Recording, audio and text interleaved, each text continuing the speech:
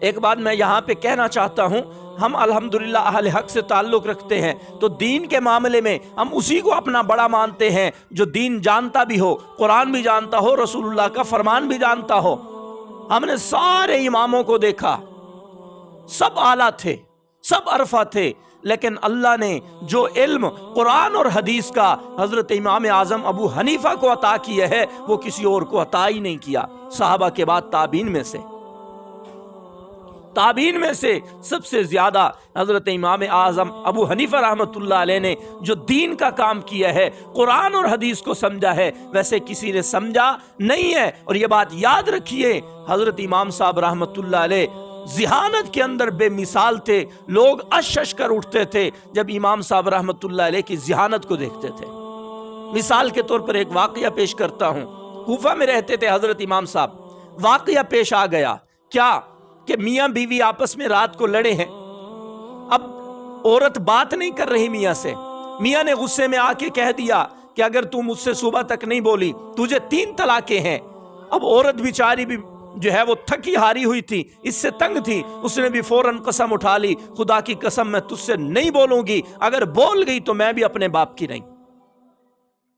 اب میاں بلوا رہا ہے بار بار، بات کر لو وگرنہ طلاق ہو جائے گی۔ بیوی چپ کر کے بیٹھی ہوئی ہے، نہیں میں نہیں بولوں گی۔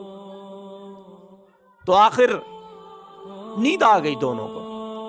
جب صبح اٹھے نا، عقل ٹھکانے پہ ہی عورت کی، تو عورت کہنے لگی ہائے طلاق تو ہو گئی ہوگی، میں بولی نہیں، اس وقت غصہ تھا، اس وقت جان چھڑانا چاہتی تھی آپ سے، ہمارے بچوں کا کیا بنے گا، ہمارے بچے کدھر جائیں گے، رل جائیں گی ہماری اولاد، تو کیا کچھ کریں۔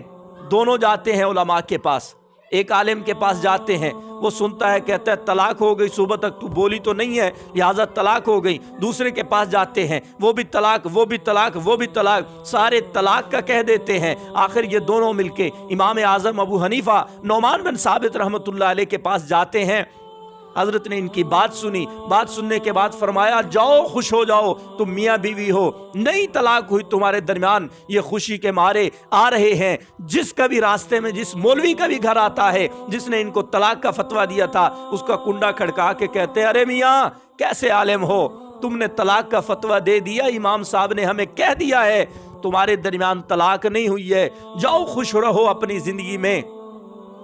اب ایک بندہ، وہ کتاب میں تو میں نے پڑھا، حضرت سفیان ثوری رحمۃ اللہ علیہ ایک جگہ پہ میں نے پڑھا، ان کو غصہ آیا، انہوں نے کہا کیسا انہوں نے دین کا مذاق بنا رکھا ہے، مجھے لے چلو میں دیکھتا ہوں کیسے انہوں نے تمہیں فتویٰ دیا۔ اب دونوں میاں بیوی اس کو لے کے ساتھ حضرت امام صاحب کے پاس جاتے ہیں۔ امام صاحب کو غصے میں حضرت سفیان ثوری رحمہ اللہ فرماتے ہیں کہ آپ نے دین کو مذاق بنا رکھا ہے، کس طرح آپ نے یہ کام فتویٰ دیا ہے، بولی تو ہے نہیں طلاق ہو گئی۔ حضرت امام صاحب رحمۃ اللہ علیہ نے ان کو بٹھا کے فرمایا ارے میاں بیوی کو فرمایا کہ جو رات کو باتیں ہوئی تھی ذرا دہراؤ نا ہمارے سامنے۔ اب میاں غصے میں کہہ رہا ہے کہ تجھے 3 طلاق اگر صبح تک نہیں بولی، عورت بھی غصے میں آ کے قسم اٹھا لیتی ہے اور پھر بولتی نہیں ہے صبح تک۔ سفیان ثوری رحمۃ اللہ علیہ فرمانے لگے پھر طلاق ہوئی کہ نہ ہوئی؟ حضرت امام صاحب مسکرا دیے، فرمایا ارے میاں جب اس نے کہا کہ صبح تک تم مجھ سے نہ بولی تجھے 3 طلاق، لڑکی فوراً بول پڑی ہے، کہتی ہے اللہ کی قسم میں تجھ سے نہیں بولوں گی، اسے بولنا نہیں کہیں گے تو اور کیا کہیں گے۔ اس کے قسم اٹھانے کے بعد یہ بولی ہے، چاہے جو کچھ بولی ہے، بولی تو ہے نا، جب بولی ہے تو طلاق کیسے ہوئی؟ یہ بات سننے کی دیر تھی، حضرت سفیان ثوری نے ماتھے پہ ہاتھ رکھا اور فرمایا ارے میاں تو سب سے اعلیٰ ہے ذہانت کے اندر۔